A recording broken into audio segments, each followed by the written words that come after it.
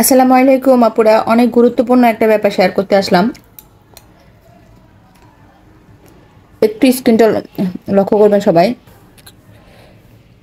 এই যে দেখেন, মমিতা চৌধুরী আপু, উনি আমার আদ্রর এই ভিডিওটাতে উনি কমেন্ট করেছেন যে আমি কিছু জানতে পারি আমার ছেলে বাচ্চারও রোগ প্রতিরোধ ক্ষমতা অনেক কম।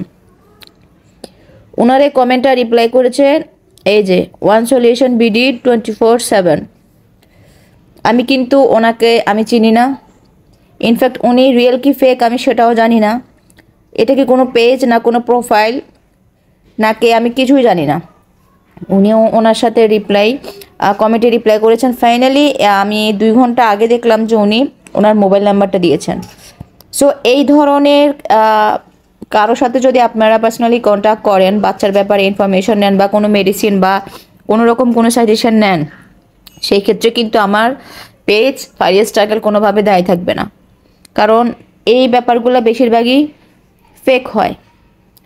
হ্যাঁ, আবার কারণ এটা আমার এটা শেয়ার করার এটাই হচ্ছে কারণ আমি এই যে ওয়ান সলিউশন বিডি এই টাইপের আইডি থেকে আমি আমার অনেক ভিডিওতে আমি কমেন্ট দেখেছি।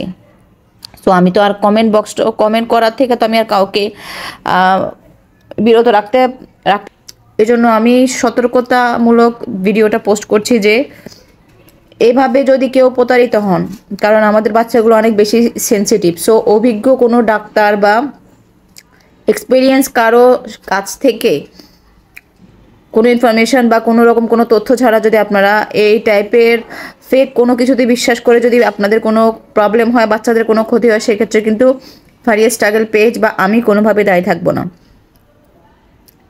যেহেতু আমার পেজের ভিডিওতে উনি কমেন্ট করেছে আর এই আপুটা রিপ্লাই করছে, কারণ স্বাভাবিক, আমরা যারা স্পেশাল বেবির মা, আমরা সবসময় আমাদের বাচ্চাদের একটু ইনফরমেশনের জন্য কোথায় যাব, কার কাছে যাব, কোথায় গেলে আমরা আমরা ওদের ব্যাপারে একটু জানতে পারবো, আমরা কিন্তু ভালো মন্দ যাচাই করা ভুলে যাই।